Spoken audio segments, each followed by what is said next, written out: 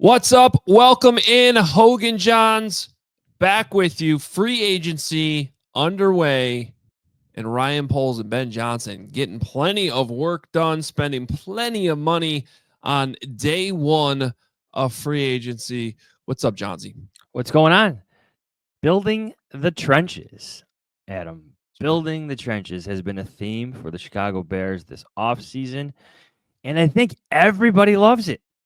Locally, getting praise, and nationally, getting more attention than I can remember any Bears offseason, just in terms of this time period, like this player acquisition period where you're adding players. Like, can you remember another one? Maybe 2018? But that was different. That wasn't the trenches. Just in terms of moves on the first day. Yes, but like getting national attention and getting some national praise in terms of what they're doing with their roster building. See, I was gonna say the Kansas City Chiefs failed to three-peat, but I feel like the Bears are three-peating right now for winning the offseason. I mean, this is a little bit I don't think I different. gave them the win a couple of years ago. Dude, Ryan Poles was praised everywhere for pulling off the DJ Moore trade and getting the haul he did. And then last year, obviously, with Caleb and Rome. And this is different because it's free agency. It also, there's no draft included yet. Well, I think that's a key thing. Part of the reason why I like these moves is and, shout out to Braggs who made this point yesterday on the show. We're 20 minutes into free agency, and the Bears have already rebuilt their offensive line. I mean, I think we all would have thought, yeah, that's the goal this offseason, but you probably aren't done with that process and the Bears aren't done, don't get me wrong, but for what they did to get two guards and a center, 20 minutes into free agency, that's all done. You would have thought, okay, this was going to go on at least through the draft. So the urgency and the way in which they've done it, the fact that they could still supplement all this or maybe address left tackle still in the draft, I think it's pretty impressive because they've kept all of their draft capital except for, at least for this year, except for 1 6th-round pick. Which was from the Justin Fields trade. Right. We got a major deal from the New York Jets for someone who didn't start last year. So let's go through the names. Let's go in order. First move was trading for Jonah Jackson. He is now your right guard. Second move was trading for Joe Thuney, as we've laid out in previous podcasts, a player with Hall of Fame credentials. Your left guard. The next move was signing Drew Dalman. He is your new starting center. So there you have it. Left guard, Joe Thuney. Center, Drew Dalman. Right guard, Jonah Jackson. The move after that was signing defensive end, let's get this right, Dayo Odangbo, a young defensive end from the Indianapolis Colts, former second-round pick. Young, up-and-coming. We'll see what he gets. Maybe boom or bust, but a defensive end. What I like most about that signing is you can see Dennis Allen's influence already, just in terms of the physical traits. He fits what Dennis Allen has done before with the Saints. Then finally, you add defensive tackle Grady Jarrett, a 10-year veteran who may be on the last stretch of his career, but brings production, brings leadership, brings a lot to that locker room. So there are your moves, all moves made in the trenches.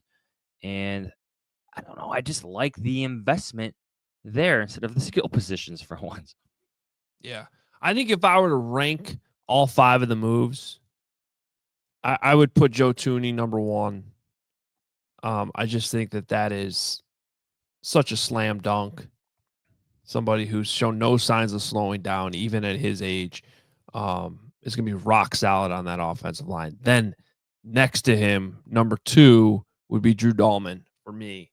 I just think you had to solidify the center position. You watch his tape. One of his better tapes, I brought this up a couple times now, was against the Vikings last year in Minnesota, in a tough environment, exotic defense. Everything was under control. He's a really good run blocker. Really good run blocker. If there's any knocks on him, it's more in the pass protection area.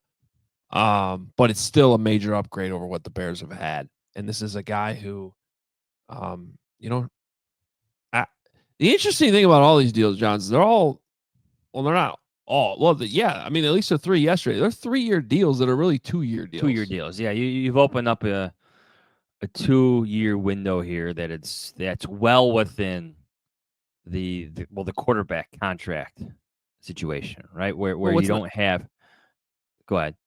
Yeah, so I was just gonna say, so if Dahlman, who's still 26, and Dio, who's 25, I mean, that's puts they're making good money, don't get me wrong, but they got an opportunity here where if they do really well for 2 years, if these look like home run signings, they're still going to be within a window where the Bears can definitely extend them long term, keep these guys around for a while. And if it doesn't work out, you're able to get out of it in 2 years with no long term damage.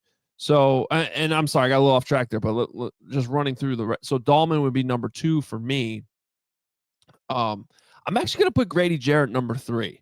Now, there's some risk here. Obviously, he's going to be in his age 32 season, but I've just been a huge fan of Grady Jarrett for a long time, and I just think, for him to bounce back from the ACL, start all 17 games last year.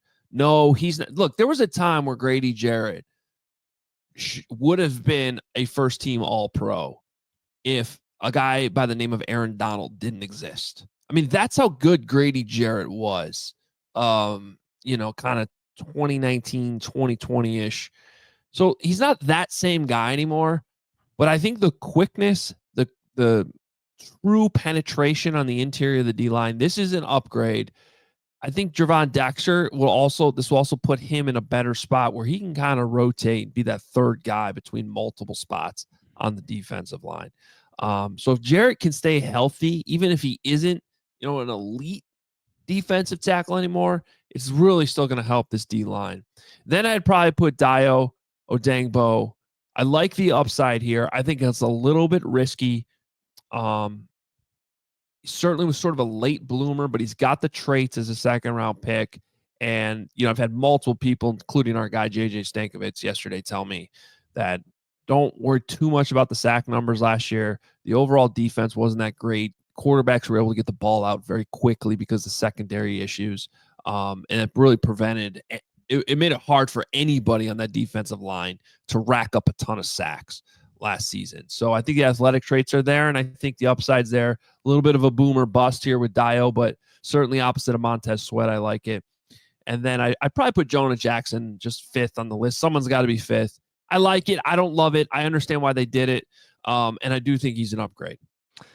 My rankings would be Tooney, Dahlman. I would move Jonah Jackson up to 3rd. The more I learn about him, the more I've heard what happened in Los Angeles, the more optimistic I am about what could happen with the Bears. Now, there is some concern about him going from left guard to right guard and settling in, but here I am trusting another head coach again. Should I know better? Yes, but I'm giving Ben Johnson the benefit of the doubt.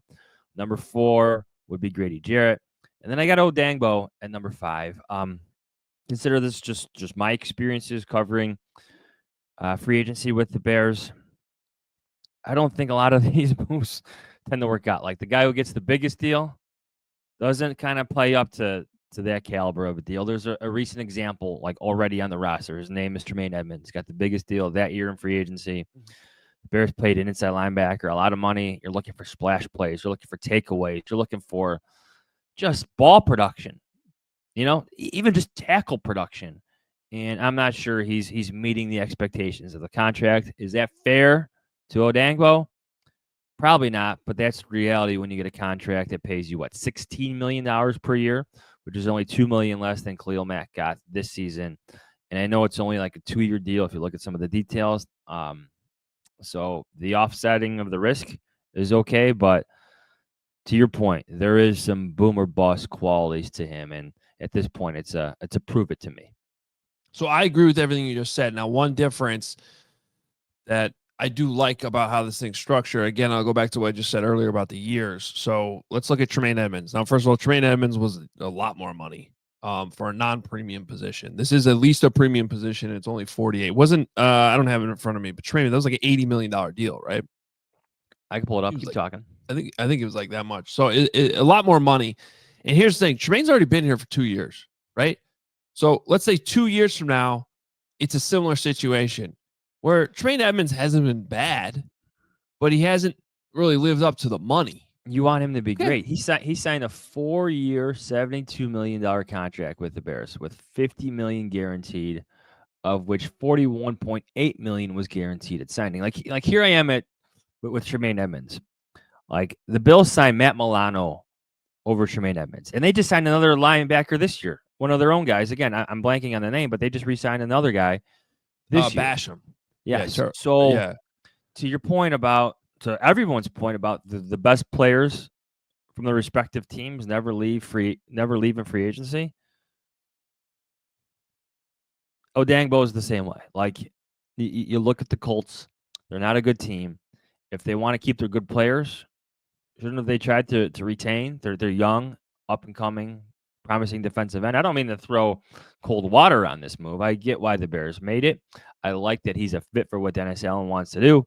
I'm just trying to set my expectation level at the right place. Like I'm my expectations for Joe Thuney are through the roof. Same thing for Drew Dolman. I am high on what's going to happen on offense, but Odangbo, I'm trying to temper things a little bit.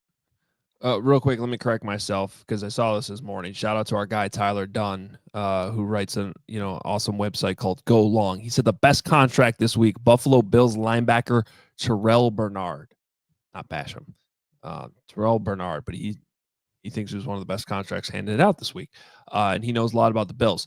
What I was going to say though, and again, I don't disagree with anything you're saying about Edmonds, but the good news about this Dio contract, so we're 2 years into Edmonds. Kind of stuck with them for at least one more year. If this same situation plays out with Dio after 2 years, it's a 2-year deal, basically. The 3-year deal is really a 2-year deal. So you can get out of it. So that's another reason. It's not top end money. It's half of what Trey Hendrickson's going to get out there. It's half of what the elite pass rushers get. It's nowhere near what Montez Sweat got. So while I'm a little bit weary about how I'm like you, how it's really going to work out, he's young. He's 25. It could work out really well if it's a hit. And if it is, then we're talking about extending him for, and keeping him around for a long time on much bigger money. So I like the fact they can get out of it. I like the fact that if it works out, they're going to have some leverage to extend him and keep him around a long time. What would you consider a good? He's going to be good against the run. That's fine. Great. I like that. But what sack number would you accept as a good season for him? I'm willing to put it at like 6.5. If he hits 6.5 sacks, that's a good year for him. Because I'm imagining Montez Sweat would have more. That's the thing. Like, what's the total between the two of them? And is Grady Jarrett helping in the middle too to get more penetration up the middle, pushing more sacks either of their ways? There's overall there needs to be more pressure and more sacks, right? I'd probably actually up that a little bit more. I'm tired of signing these defensive ends opposite of Montez. He's good against the run. No, I want to see sacks. Yeah. I want to see sacks. Walker was pretty good against the run. I'd say 8. I'm going to up that number up 8. Okay. 8. And JJ thinks he can be he texted me yesterday. He's a 5 to 8 sack guy is probably what he should be, in a better defense. And the Bears do have a strong secondary. So, if they just hold up a little bit longer than the Colts did, that's going to lead to more sacks. Yeah. Well, that's where you just hope he's better than what DeMarcus Walker provided in his 30s. I'm still high on Austin Booker. I just love the speed and the fire that he plays with and the relentlessness. So, willing to learn more about Odangbo as we go here. Yeah. Well, and that's the thing about, you draft guys. Look, you draft someone like Austin Booker later. I think you can accept the fact if he's sort of your third guy, he's your rotational guy, sort of your speed changeup off the bench. With Javon Dexter, little bit of a disappointment. You got to go out and pay a guy like Grady Jarrett $43.5 million after 2 seasons. With Dexter, you would definitely hope that he was solidifying himself as a starter by now because he's a second-round pick. But I didn't always love that fit from the very beginning. It's not really Jervon Dexter's fault. I just penciling him in as a gap penetrating 3 technique just did not seem like his strength to me.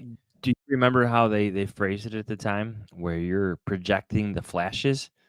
Yeah. Well, there's a lot of that.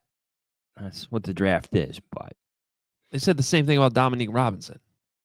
that's why I'm at the point with the Bears when you have these good young pass rushers to consider coming out. Look at the production numbers. Question why some of these guys test well but can't get to the quarterback still. I want numbers. I want production. Look what Jared Verse did in LA. There was numbers to back that up at Florida State. A lot Something of to keep in mind. Yeah, for sure. All right. Well, let's go in depth a little bit more with the 2 guys coming over from Atlanta. Josh Kendall does a great job covering the Falcons for The Athletic. His Twitter handle is @Josh the Athletic. He's also a golf guy, which I like. He does the Athletics power rankings as well.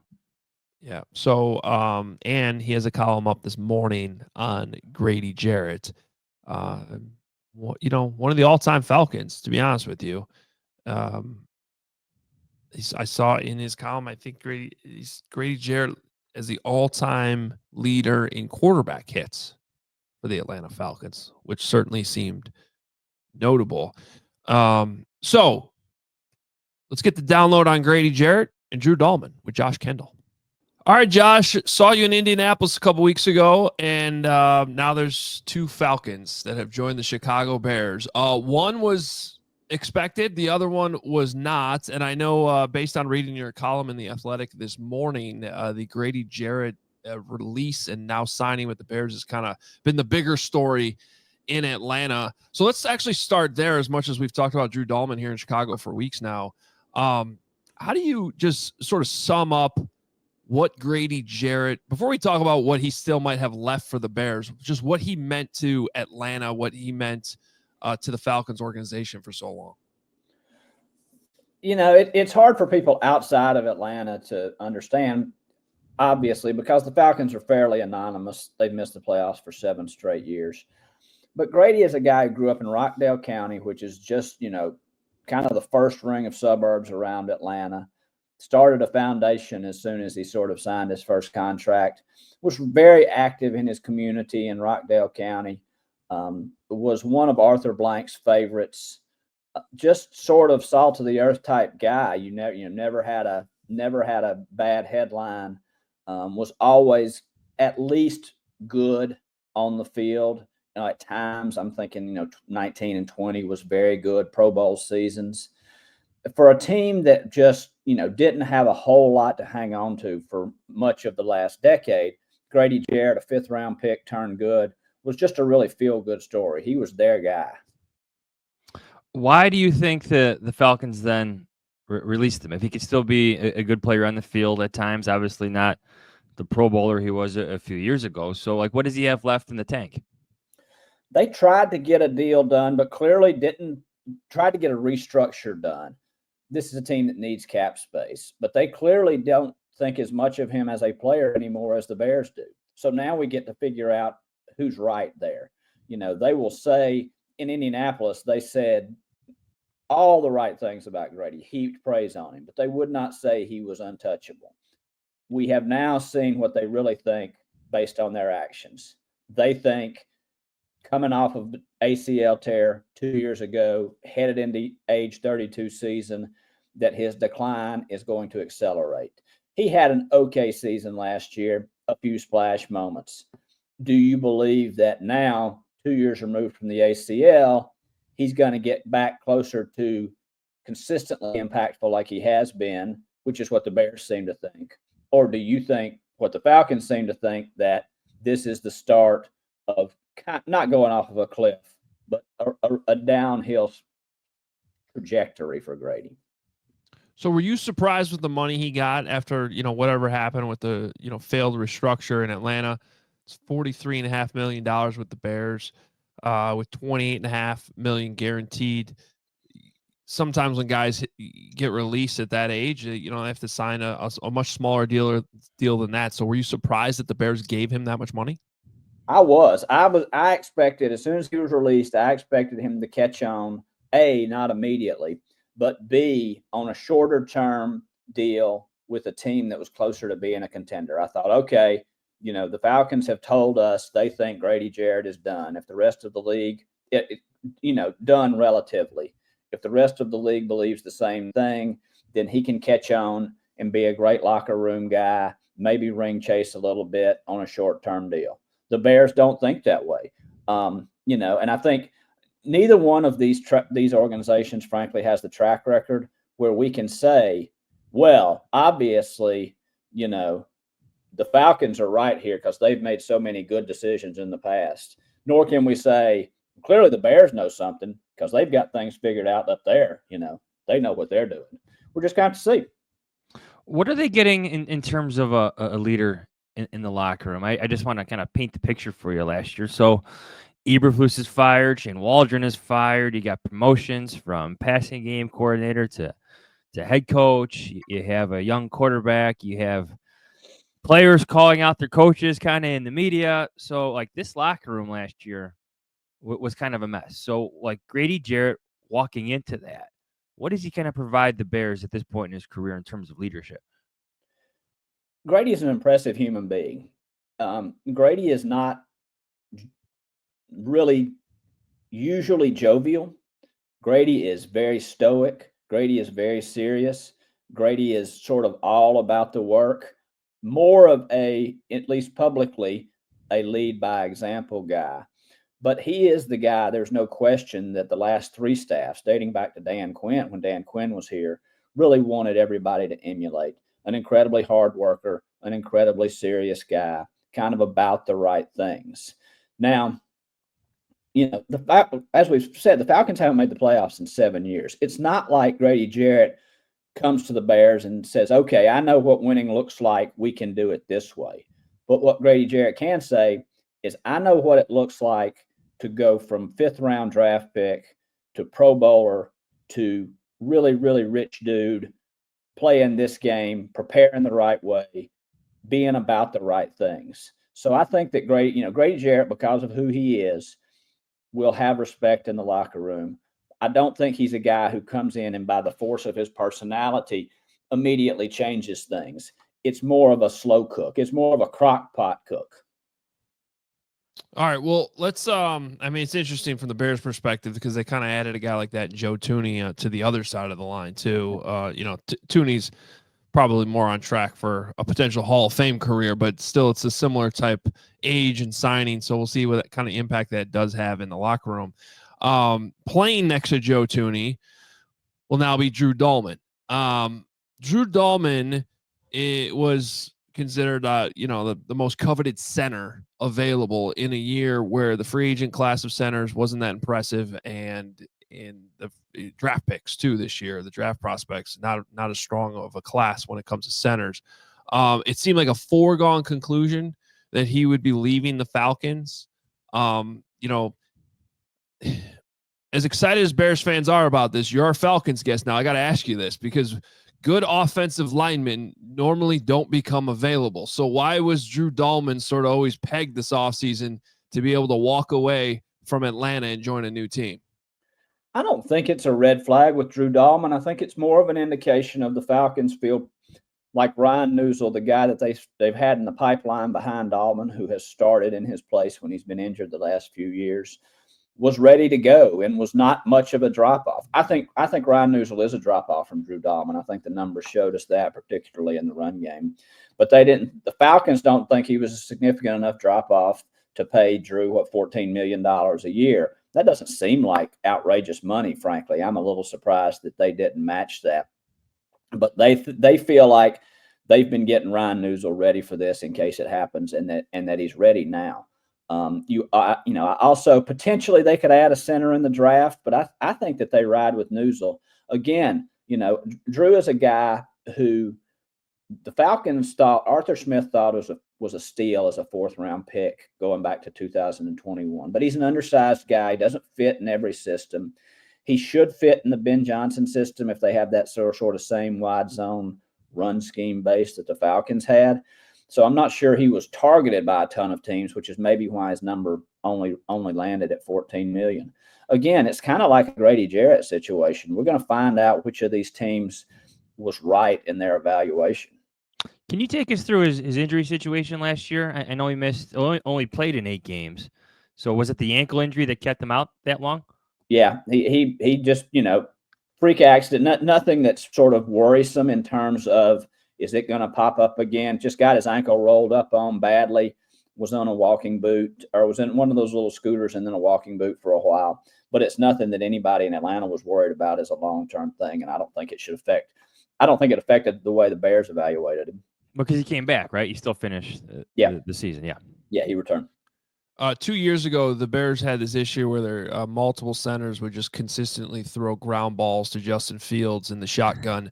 I did read up on Drew Dalman that he went through some snap issues at some point in Atlanta. Was that something he corrected? Has it been a sort of an ongoing issue for him? Is that something the Bears need to worry about? No, it has not been. What he went through was more of a blip than anything else. There was never a moment where it was, a crisis in Atlanta, and he handled transitioning between a couple of, this is a guy who's transitioned between several quarterbacks over the last 2-3 seasons and has done so pretty seamlessly. I wouldn't worry about that at all. What about his intangibles, just in terms of, well, centers usually have more responsibilities. Centers have to have some leadership qualities to them. Smart guy, super quiet, not the type of guy where Grady Jarrett is stoic. I do think that he has the type of personality that he can impact the rest of the room. I'm not sure Drew Dalman does, and I don't mean that in a bad way. He is just very quiet. He's a Stanford guy. I'm sure he is much smarter than me, but he is sort of all about the business end of things. He will not get a call wrong. He will understand the system. He'll have all of that, tied up tightly. But he's not a guy who comes into the locker room and sort of changes the personality of your offensive line. So that was the next thing I was going to ask you about, because obviously he's coming here to work with a young quarterback who's had some issues at the line of scrimmage and kind of understanding, everything. Caleb Williams, even yesterday in a happy birthday post to Cole Kmet, joked, in his Instagram post that Cole Kmet is his autocorrect in the huddle. This is a big deal in terms of getting the right people in front and around Caleb Williams to help him kind of make that jump from a mental standpoint on the field next season. So I'm wondering how much Drew Dalman can help with that. So what was Drew Dalman's responsibilities when, he's got Desmond Ridder behind him compared to obviously last year, you got Kirk Cousins behind him. I'm sure Kirk Cousins can handle most of what's going on the field at any given moment. Yeah, Drew is very capable, and at times throughout his, starting career in Atlanta has handled all the offensive line calls. Like I say, he's a very smart guy. He can do all of that, and I think he will help Caleb tremendously in that regard. And also, I think just by being an incredibly steady presence will help Caleb. He is not Bull Durham. He's not going to take Caleb by, he's not going to, crash. He's not going to take Caleb, under his wing and say, okay, kid, I'm going to show you how to do it. But he's going to be a solid presence in that part of Caleb's life. Can I go back to Grady Jarrett for a second? Your column had this great detail about the use of icy hot in the room. Can you maybe explain what type of smells are coming to Hallis Hall that we got to deal with? Well, it's sort of an indication, this is the stage of life Grady Jarrett is in. And I say this, please don't take this the wrong way, but Grady Jarrett is the densest human being I've ever seen. And I mean that in a physical sense. His body is like a rock. You would think it's made of metal. He's just this impressive human being. But playing 10 years on the defensive line in the NFL has taken its toll. So you see this guy who's 31, and before practice every day, because he takes practice very seriously, he's sitting there, lathering up his legs with icy hot. It's just kind of, he's not an old man, but it's kind of an old man getting ready to go to the office. His office just happens to be the line of scrimmage. That's the type of thing. It's every day. That's just Grady. He is going to do all those things every day to be the best he can be that day, to prolong this experience that he's got for as long as he can. He talked about 2 years ago when he had the ACL injury, the most introspective he's ever been with us was coming off of that, saying that's the first major injury I've had. I went from a guy who has taken a lot of pride in being unbreakable, sort of this provider for my family, to having to have help to stand up. And, I think that he struggled with that a little bit. So he wanted to truly appreciate it now that it was back. So I think you'll just see more and more of that. But he's just, Grady is one of a kind, I think. Well, so it's icy hot. I've seen that at the gym before a pickoff basketball game. You got all the old men over there with the icy hot. So we're saying it's not that. It's just a man taking care of his body. Well, it's a little bit of both. I think it's an indication that this is a 31-year-old dude. He's seen a lot of things, and it takes a little bit to get it warmed up to go out there against those 24-year-olds. You're going to face Chris Lindstrom every day. You got to get ready to go. So I think that it is an indication of where he is in the status of his career. It's kind of a refreshing smell, though. I'll miss it. It's invigorating. As we zoom out a little bit, Josh, I feel like we have joked a lot about like the Falcons signing Bears because of the Ryan Pace connection, and now we have the Bears signing Falcons. Like, what do you make of all this? The connection, it continues. Yeah, obviously relationships in these two situations, I'm not sure, because they're not really trades, or, the teams didn't necessarily have to deal with each other, but relationships obviously in this business behind the scenes affect who gets hired, from head coaches to general managers, who gets deals. I think that makes sense. You wonder, given the state of these two organizations, as they trade players back and forth, it feels pretty fitting, I guess. Yeah. Well, and our old friend Darnell Mooney still. That one certainly worked out for the Falcons without a doubt. Yeah, absolutely. Yeah, the Bears, I'm sure, would take Darnell Mooney level production from Grady Jarrett this year. Yeah, for sure. John, you get anything else? No, all good. Josh, thank you so much. Appreciate the insight. We'll see how these work out, these two signings for the Chicago Bears. Thanks for having me, guys. When you hear everything that Josh had to say about Grady Jarrett, Adam, I kind of want to move him up my rankings a little bit. Like, I get that, like, again, having realistic expectations. You're getting a defensive tackle who is in his 30s, who is 4 or 5 seasons removed from his best seasons in Atlanta.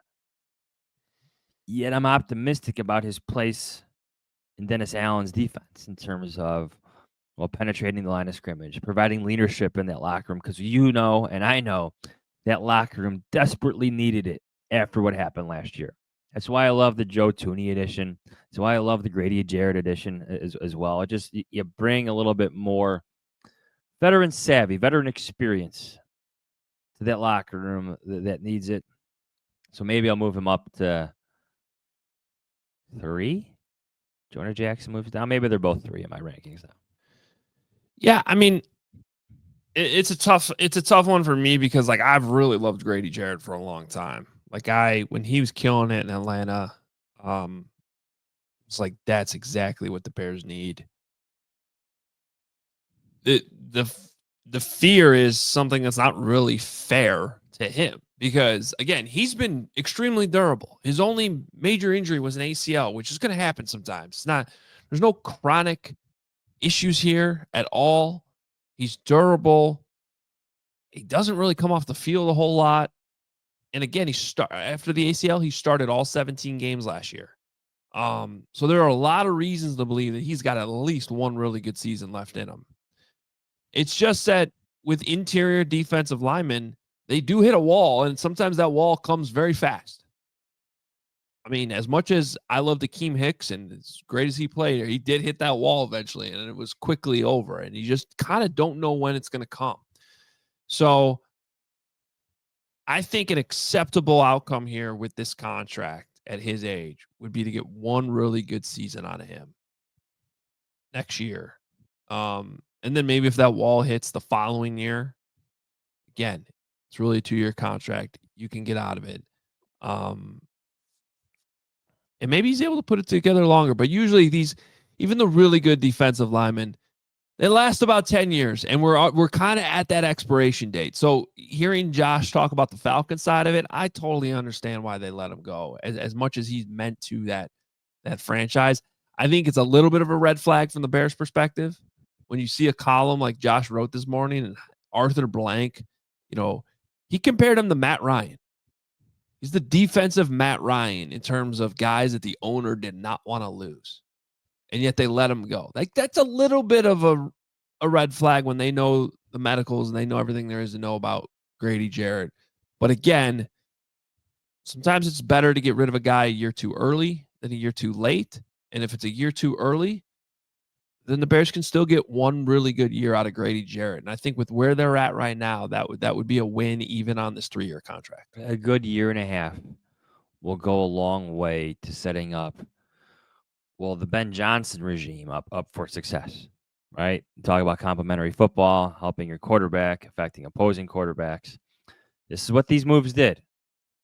The offensive linemen are here to help. Justin Fields are here to help Caleb Williams.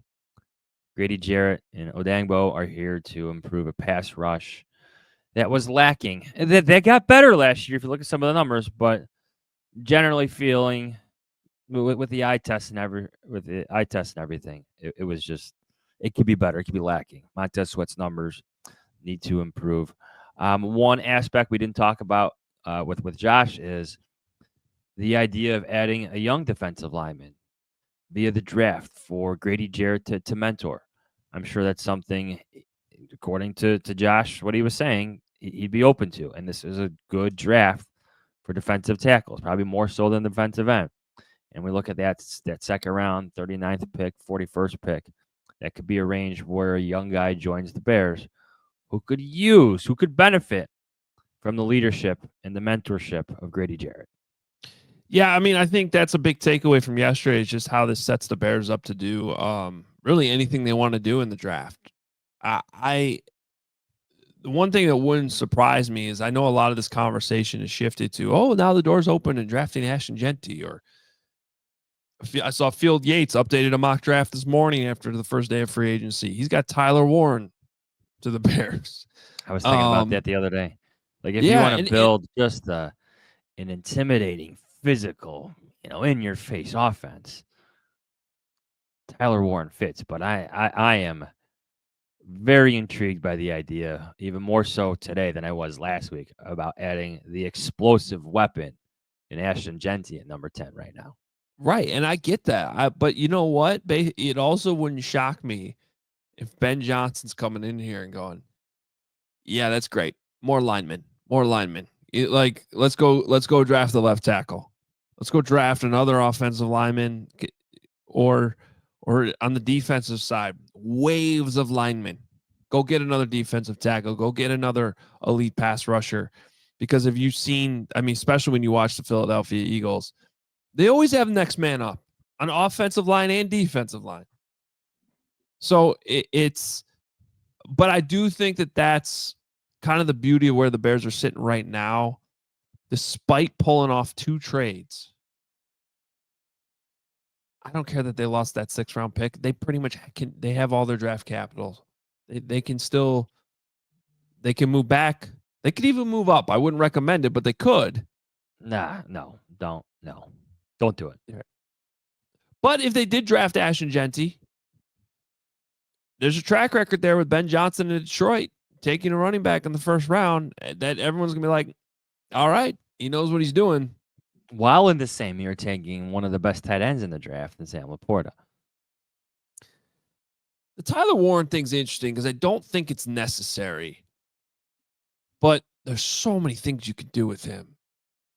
Like, I don't know how many people truly watched Tyler Warren last year. Being in the Big Ten, I saw a lot of them. I mean, he can fourth down, 4th and 1. He can line up in the shotgun. I hate gun runs and on 4th and short, but he was almost automatic taking a shotgun snap on 4th and short and getting the first down. He could do it under center. He could throw the ball. He can sure as hell catch the ball. After he catches it, he can run away from you.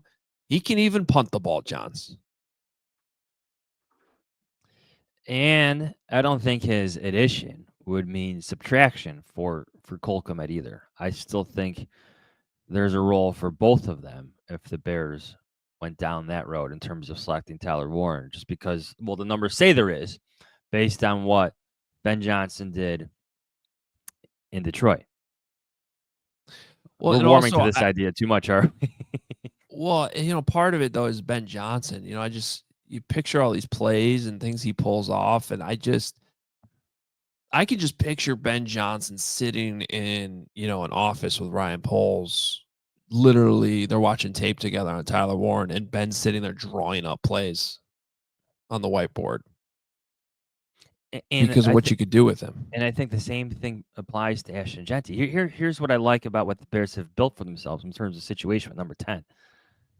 You're there with the potential to pick maybe the best running back in the draft and maybe the best tight end in the draft. Like, those could be your option A and option 2A. Like, that's a win for the Bears. I know they're not premium positions. I get that. But if Will Campbell's gone, take the best player at the respective position. A player almost 99.99% of the time is going to hit. It makes sense. Yeah.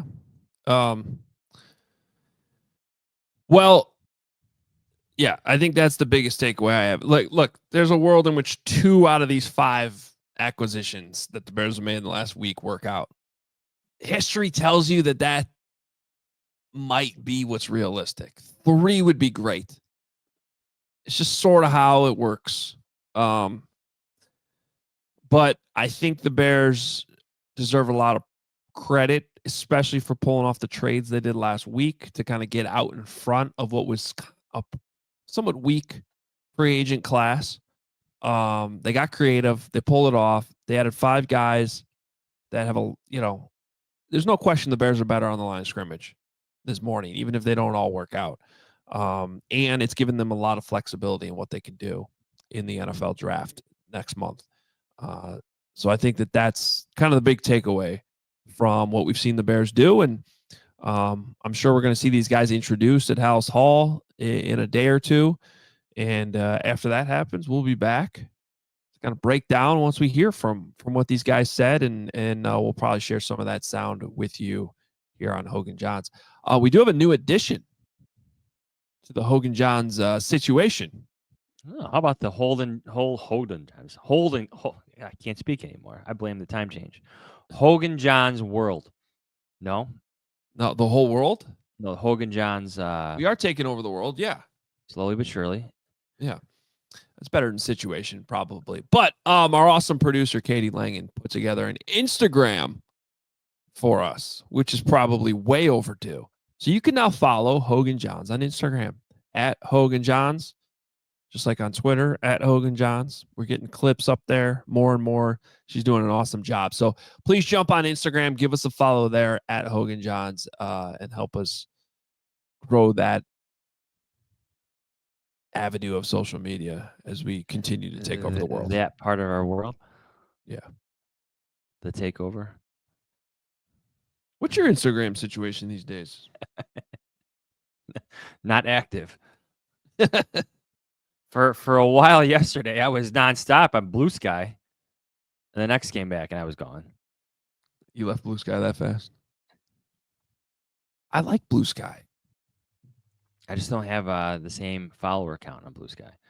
Oh, yeah. Nobody does. I mean, some people do, but we need to up that up. Look, you can find us on Blue Sky now. Yeah, I've almost 9,000 followers. I think I added like 1,000 yesterday though. Yeah, as it was Twitter busy. went down. I wouldn't hate if Twitter just went down for a week.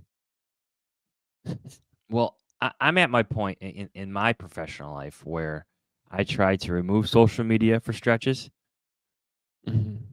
So I had to bring it back for, well, free agency, you know, like this stretch of this month. But in the next couple weeks, it'll be off my phone for at least 10 days leading up to the NFL owners meetings in Florida. Yeah. I highly recommend it too for everyone out there. I know this job makes it just so hard. But anyway, follow us on all these platforms. As John tries to tell you to get off of them. I care about everybody's mental health. Yeah, okay. At Adam Hoge, at Adam Jahns, at Hoge Jahns. It's all there for you. And go to HoganJahns.com for the merch, including, hey, we're getting pretty close to golf season. Yesterday felt like a day I could go play golf. I saw guys out there golfing. Yeah, yesterday, 65 degrees in Chicago. Yeah, I mean, great job by the weather. Make it the nicest day of spring when we have to work 14 hours. I'm out there coaching baseball practice yesterday in this beautiful day, and there's two dudes out there having they must have brought 100 balls out there. They're just chipping away, having a little competition in the middle of the field. Yeah. I'm like, I'm doing this wrong. My son had his golf clubs out on Sunday.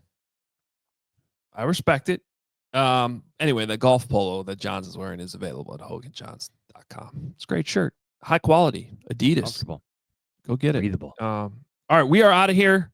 We will be back probably Thursday morning. We'll see what the Bears' exact schedule and everything plays out. But whenever they introduce these guys over at Hal's, we'll be back with a big episode to kind of recap all of that and keep you up to date on everything. But hope you enjoyed today's show. Thanks to our producer, Katie Langen. Thanks to Josh Kendall for joining us to talk about the Falcons. And we'll talk to you later on this week.